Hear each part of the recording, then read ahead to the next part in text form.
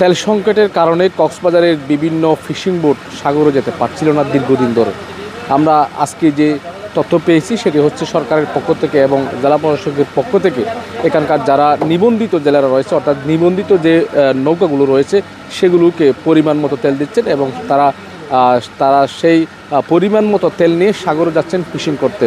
সেরকম আমরা খবর পেয়েছি এবং খবর পাওয়ার পর আমরা এখানকার যে তেলের ফার্মগুলো রয়েছে সেখানে এসেছি এবং আমরা দেখতে পাচ্ছি এখানে বিভিন্ন ফিশিং বোট যেগুলো রয়েছে সেগুলো তারা এখানে তেল ভরছেন এবং তারা এখান থেকে তেল ভরে তারা ফিশিং যাচ্ছেন এবং সেটি আমরা দেখতে পাচ্ছি। আমরা যদি আপনাদের একটু দেখানোর চেষ্টা করি যে দীর্ঘদিন ধরে অর্থাৎ প্রায় কয়েক মাস ধরে তেল সংকটের কারণে সারা বাংলাদেশে যে তেল সংকট ছিল সেই তেল সংকটের কারণে কক্সবাজারের বিভিন্ন উপজেলার কয়েক হাজার ফিশিং বোট সাগরে যেতে পারছিল না, সেরকম দৃশ্য আমরা দেখেছি। এবং আমরা কিছুদিন আগে কক্সবাজার জেলা প্রশাসকের সাথে কথা বলছি, তিনি আমাদেরকে যেটি জানিয়েছিলেন যে নিবন্ধিত যেগুলো ফিশিং বোট রয়েছে সেগুলোতে তারা তেল দিবেন এবং মোটামুটি তেল সংকট না হলেও যারা পরিমাণ মতো তেল পায় সেগুলোকে তারা ফিশিং করার জন্য তেল দিবেন বলে আমরা জানতে পেরেছিলাম কক্সবাজার জেলা প্রশাসকের মাধ্যমে।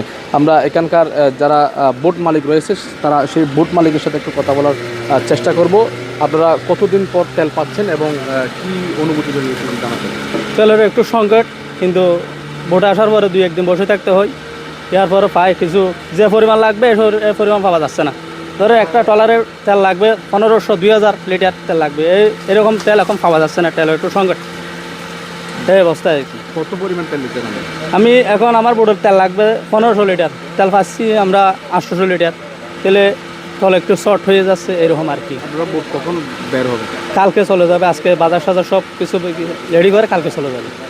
ধন্যবাদ। দর্শক, আমরা কথা বলছিলাম এখানকার যে তেল ভরছেন এবং যে তেল বোটের মালিকের সাথে আমরা একটু কথা বলার চেষ্টা করব। এখানকার যে তেলের দায়িত্বরত রয়েছেন তার সাথে কথা বলার চেষ্টা করবো যে কী পরিমাণ তেল দিচ্ছেন আপনারা। আমাদের এমনি তেল তো ক্রাইসিস যেগুলো আসতেছে এগুলোর মধ্যে যারা চাহিদা মনে করেন 2000 লিটার, এদেরকে যদ্দূর ফাটতেছি 600-800 বা 1000, যাকে যতটুকু দিয়ে সন্তুষ্ট করতে পারতেছি এভাবে দেওয়া যাচ্ছে আর কি। এমনি সরকারের পক্ষ থেকে কী পরিমাণ তেল আসছে আপনাদের? সরকারের পক্ষ থেকে আমাদের এখানে রমজান ঈদের আগ থেকে মিনিমাম 10-12 দিন পর্যন্ত তেল আসে নাই। ঈদের পরে কিছু 1-2 দিন পর তেল আসতেছে, এক গাড়ি করে আসতেছে 1-2 দিন পর।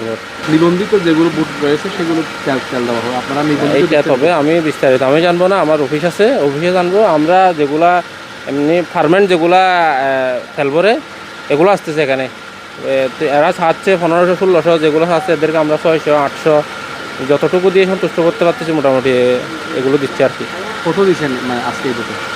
আজকে এটাতে এরা 1600 চাইছিল, এদেরকে 800 দিচ্ছি। 800। ধন্যবাদ। দর্শক, আমরা কথা বলছিলাম এখানকার যে তেলের পাম্প রয়েছে সেই তেলের পাম্পের যিনি দায়িত্বরত আছেন তার সাথে আমরা কথা বলেছি এবং এখানকার যিনি মাঝি, বুটের মাঝি, তার সাথে একটু আমরা কথা বলার চেষ্টা করব যে তারা কতদিন পর তেল পেয়েছেন এবং তেল পাওয়ার পর তারা যে সাগরে যাচ্ছেন সেটি আমরা মাঝির সাথে একটু কথা বলার চেষ্টা করব যে কতদিন পর আপনি তেল পেয়েছেন এবং সাগরে যাচ্ছেন। আমরা তো আজকে 8 দিন পর আসছি, আবার কালকে চলে যাব। কতদিন যে তেল পেয়েছেন এগুলো নিয়ে কতদিন ফিশিং করতে পারবেন? আমাদের গত ট্রিপে কষ্ট হয়েছে, বাইরে থেকে আনা হয়েছে গাড়ি করে বাঁশখালী থেকে, কক্সবাজার পাইনি, এই আজকে পাইছি। প্রায় কতদিন করতে পারবেন ফিশিং? প্রায় 5-6 দিন 7 দিন হবে, 7 দিন করতে পারবে। আগে কতদিন করতেন? 10-12 দিন করতে। এখন তেল না পাওয়ার কারণে সংঘর্ষ সেজন্য আর কি।